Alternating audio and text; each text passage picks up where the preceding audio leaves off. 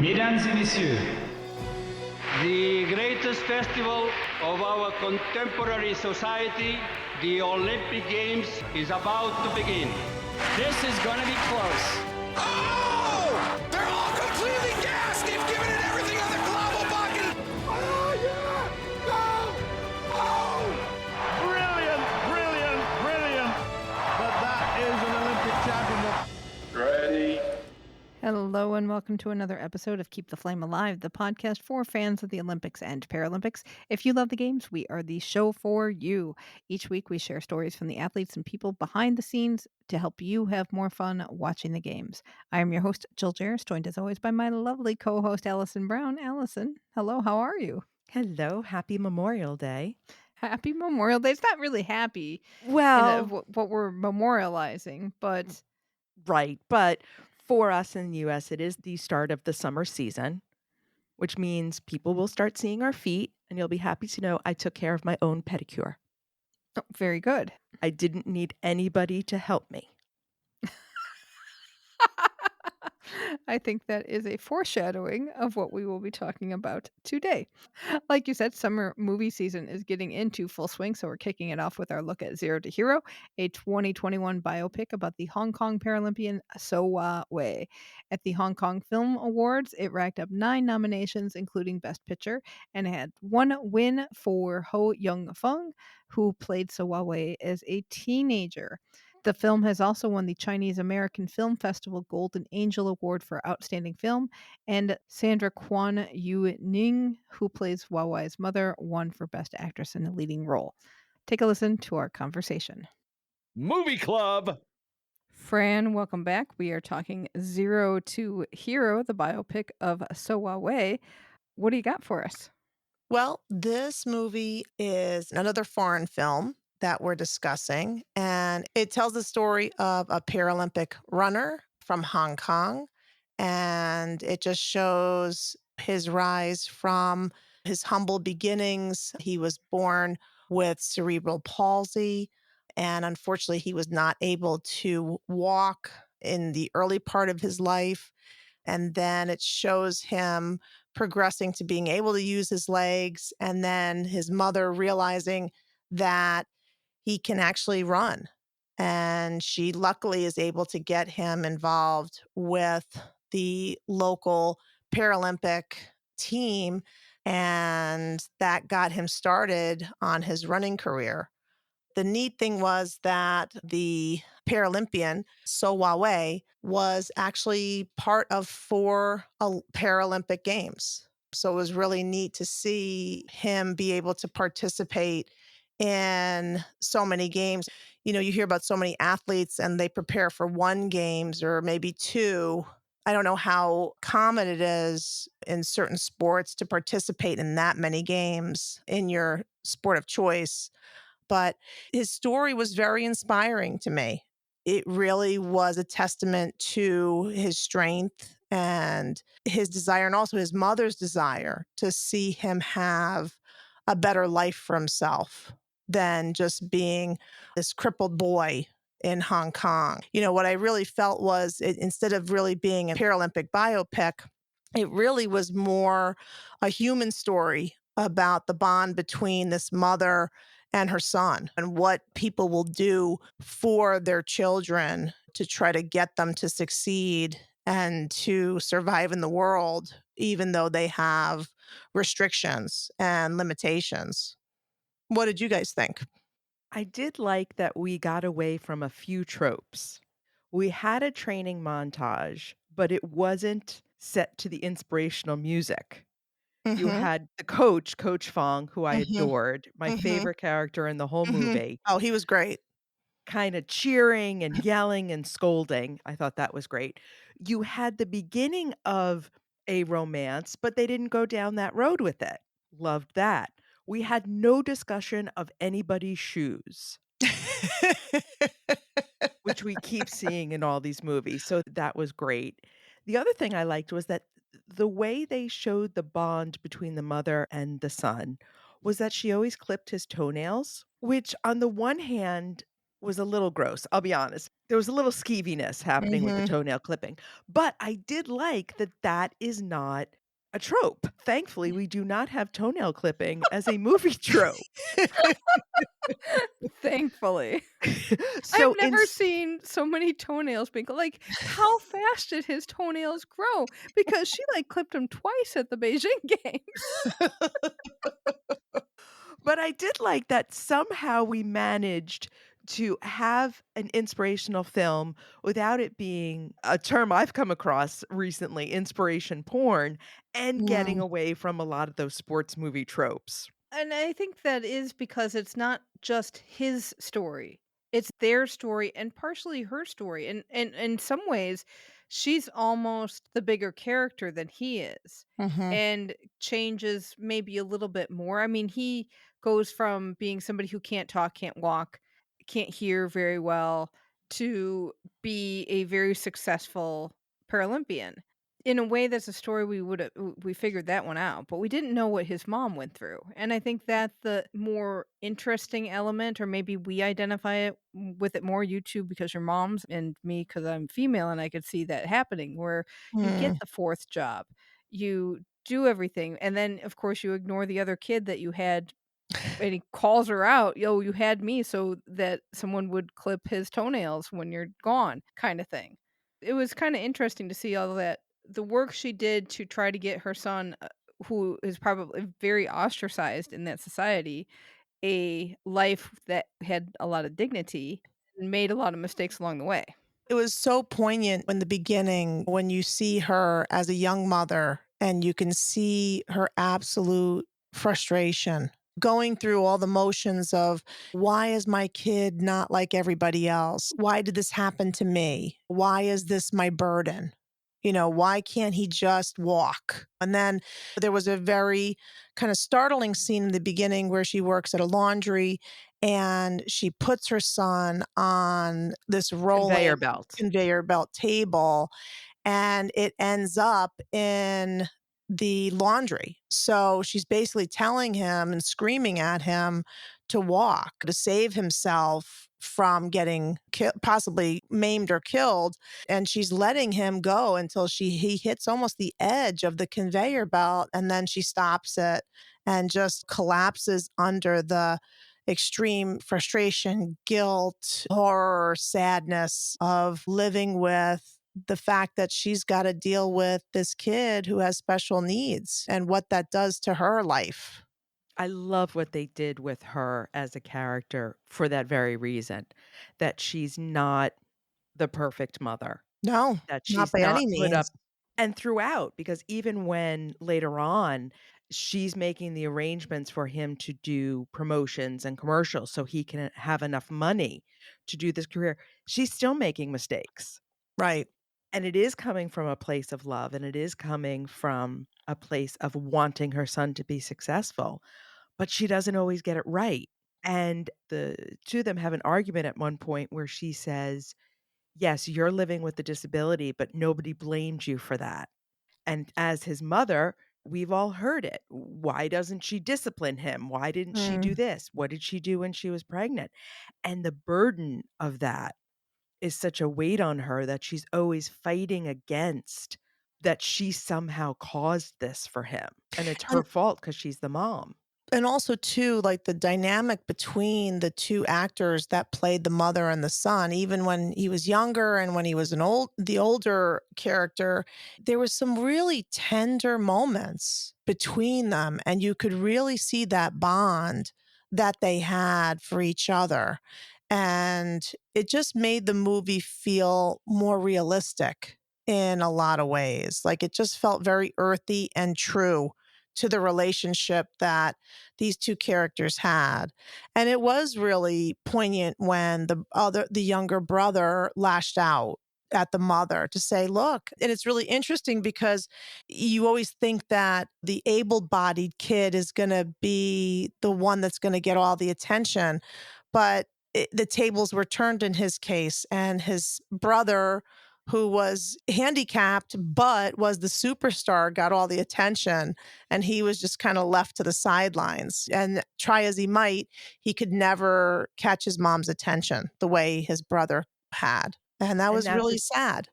that's a dynamic that you hear about a lot with people with disabilities, even people with learning disabilities or mental health challenges, that the able-bodied, mentally healthy, quote Mhm. unquote, child is left to his or her own devices because the parent doesn't need, they're not needed in the same way. Mhm. They can Mhm. function. But of course, every son needs his mother, every child needs their parents in the same way. But obviously, a special needs child has special needs. And that dynamic was very clear Mhm. and not overdone. They hinted at it. They had that confrontation. They had pieces, but it wasn't, again, they avoided some tropes, which was really nice.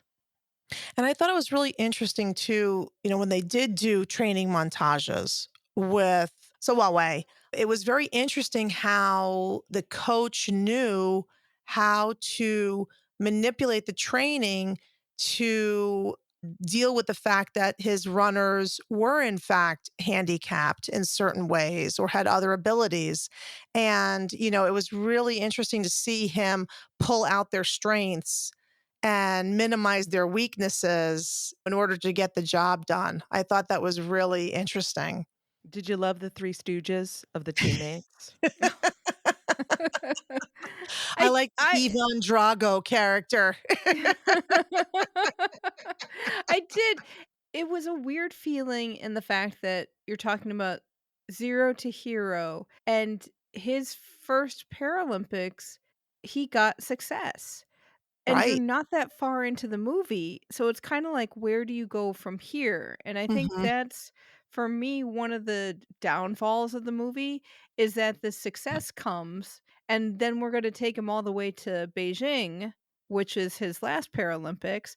You see Sydney, you don't see anything of Athens, but it's just the same note over and over, and, okay, we get this, he has no money, so he's gonna take a job as a courier, and then an agent appears on the scene, and we have some kind of conflict there with the demands of what the agent wants versus what So Wa Wai wants for himself, and for me, that just wasn't great movie making because we then devolved into a lot of montages. There were a Mhm. lot of training montages and a lot of toenail clipping. And and it just became one note for a long time, and that's when the mom story became more interesting because there was more conflict there and having to watch her deal with her other son and trying to find money to support the kids and what are the constant stress of what's going to happen when his athletic career is over that Huawei doesn't really know for himself necessarily Mm. or is even thinking about. And I think that's where the movie kind of stumbles a little bit. Or we didn't see, you can infer that he's a zero and he got bullied once. But I would have taken out a few of montages and had more showing of how he was so ostracized by society versus the one thing that he had a success at, but then the bullies got in the way Mm. kind of situation. And I think for me that was kind of interesting. The other thing I'll say is at the end where they have mom sitting alone in the stadium. I honest to goodness thought that a box of puffs was going to appear and we would just dissolve into a P&G thank you mom commercial. Cuz it really felt like that. Well, I do wanna mention that scene because they intercut the real footage into the Right. movie, And that was which cool. it was at the end of the movie, and it was brilliantly done. Because at first, I thought to myself, "Wait, wait, wait, wait, wait," and then I realized it was the actual footage, which was pretty cool. We got some cool sky cam views of the bird's nest. Well, and then you also realize with the intercut footage how not like the bird's nest the studio setup really was. True. They did not show the bird's nest bathrooms, which we discussed extensively when we were there. Talk about needing puffs. And it is weird because they brought on the sports manager or the advertiser guy earlier in the film, and then it just gets forgotten for a while. And then they go back to it. You would have thought that the mom would have just jumped on that way earlier.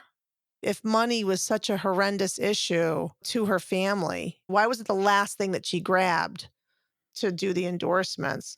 But I thought it was very interesting that they said that Huawei was mentally challenged, but when he was talking about the endorsements and he was saying they were really felt like they were compromising his integrity to do the endorsements. And you could feel that struggle. Do I just do this like my mom says because it's just going to get me some money, or do I walk away because I just don't want to be here? I feel like a fool. Did you watch it dubbed or subtitled? I watched it dubbed. I watched it subtitled. Okay, because the dubbed voice for Huawei into English on the version that I watched was not good.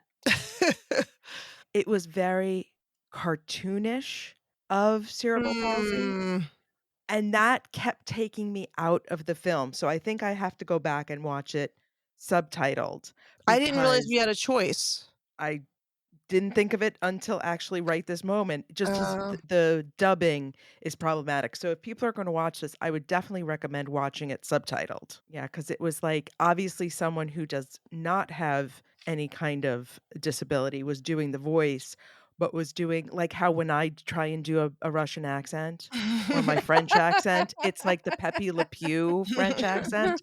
That's kinda what they did with the dubbed voices.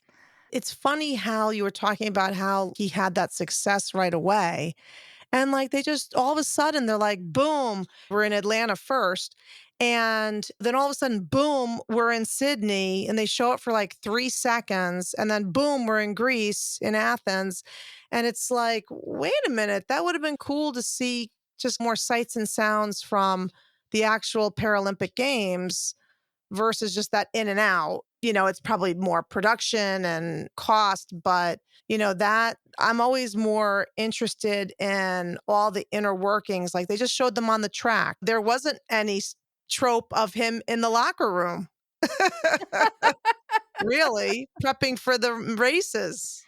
And what was interesting about the 1996 element was you got hinted at, and I'd love to know what people remember about that time because I believe, if I remember our history moments correctly, Atlanta 1996 was Hong Kong's first Olympic gold medal. And they had talked about in the movie, they said, "Oh, we got to watch that on TV, but we aren't going to get to watch the Paralympics." Except for, didn't they watch that one?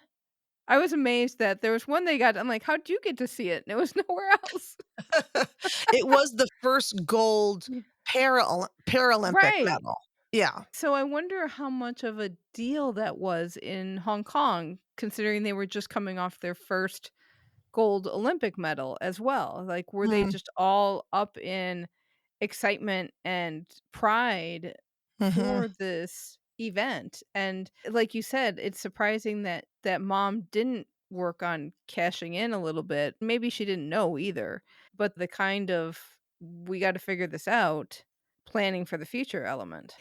There was also no mention of the Chinese takeover of No. China did not exist in terms of the ruling of Hong Kong, and obviously 96 and 2008 would have been very different for the Hong Kong team. There was a Mhm. lot of controversy and a lot of what flag, what anthem, how were the teams walking in, but it was completely did not exist in the world of this movie. Well, I would imagine that to the makers of the movie, there were no problems. Well, what was really interesting too was that they touched on, but didn't really go there, to the inequity in the athletes and what they made from Mhm. getting their gold medals. So I thought that was really interesting that the mom became all of a sudden this like proponent for equal awards of monetary awards to the athletes, whether they're regular Olympians or Paralympians. But then it just kind of died in the middle of the movie. Like she had her one Norma Ray moment of saying, yes, equality. And everybody was like, yes. And then they just didn't speak of it again. And I was doing some research on it, and I believe that they only got equity in award amounts in 2021. That kind of makes sense because not many countries were giving equal pay, and Hmm. even the US didn't start giving it until after Pyeongchang in 2018. So that doesn't surprise me. I think they didn't touch on it because they had to fit in another training montage and another round of toenail clipping. Well, according to this article I caught online, it says Hong Kong gives its Olympians $644,000 for a gold, 322,000 silver, and 161,000 for a bronze. But its Paralympians get paid 6 times less. So I mean, that's a We're big gonna difference. we're gonna touch on this again in the next book club with Oksana Masters. She talks about this issue as well for the American Paralympians versus the Olympians. So Paralympians definitely felt that. They felt that money burden even more. And as we've talked to more Paralympians, many of their sports are more expensive because of the equipment. And their And living the expenses tend to be more just because of the additional needs that they have. Yeah, in the United States, the Paralympians were typically paid $7,500 for gold, 5250 silver, and 3750 bronze. And And it now was they're going to something like earn 20, yeah, something like 25 or 50 for an Olympian to get gold. 37.5 for Okay. gold, 2250 for silver, and 15,000 for bronze. So not nearly as much as the Hong Kong team, but still, that's a big pay difference, especially when you have to foot the bill for all your training. And like you said, depending on what kind of equipment you utilize, I'm sure, a lot of the equipment doesn't last very long, especially if you're talking about certain sports like hockey and other things. So running probably has the least amount of equipment, but it's still pretty taxing on you. So, And he it had was to really pay for all those interesting. steaks. That's right. He had to eat meat. Mama said, "Eat meat." And the poor little brother never got meat in his burger. That was He just would horrendous. That was he would so just get sad. the bread and the cheese. Well, it's funny because I have someone in my house who used to work at a fast food restaurant who said there was a woman who came in every day who would order a very particular kind of burger without the burger. She just wanted everything with the fixings. Hmm. So maybe the little brother just was getting a delicacy that he did not understand. Oh, I I don't think think he he still understood. sees it that way. Oh, well, anything else on this one, Fran? It was really neat seeing a different perspective. And it was really amazing to see someone who obviously didn't think that he had a gift to give, all of a sudden realize that he has a purpose and he can set goals and he could achieve. And that's always a very positive and heartwarming story that he gave it his all. And you could tell that he really worked so hard and through the dedication basically of his mother. I mean, the father, unfortunately, really didn't have much of a role in this movie. And I don't know how much of a true role the father had in his story in true life, but they really made it sound like the mom did the most to propel her son in the right direction and for him that she thought. I thought it was a really great story. I'm glad we watched it. It's always good to see just a different slice of things and how different people deal with different issues and strategies that they have to do. They said a little clip at the end that when he won his final medal in Beijing, when he won the 200 meter, they said that he was the record holder to this day. So I'm assuming that record is still his. Could be. Not I sure. couldn't confirm it. I'm looking at you. Looking at you. He needed his mama there to win. He wasn't going to do it without her. On your ma. Get that. Go. It had a Oh. little bit of tropes. Little bit. Well, it was interesting to see a biopic from another country and see how they did it and get a glimpse into the culture and know that biopics are kind of the same in many ways. This was not a completely I could slip right into it and sit on the couch and go, okay, I know what's coming, but And it it's was still be interesting engrossed. thinking about it's all about relationships. Like we said, this mother and her son. And then we were watching the French movie, and it was the father and his son and their relationship and what the father had to do to get his son to the next level. So it's just really neat to see that kind of story translate regardless of where you grow up. I'm so glad we never saw the father clipping his toenails. All right. The Well, poor kid had bloody toenails. She had to clip them. Are there going to be toenails in our next movie? I hope not, but you never know because we're going to the world of figure skating. What's up next? So next up is A Promise Kept, the Oksana Baiul story. So we're going to go back to the ice. Can't wait to see this biopic. I loved watching her skate in the Olympics, so it should be a good one. Excellent. Well, Fran, thank you so much, and we will see you next time. Sounds great. Thank you so much, Fran. As Fran mentioned, next up is A Promise Kept, the Oksana Baiul story, which you can watch for free on Crackle and Plex. We'll put links to those in the show notes.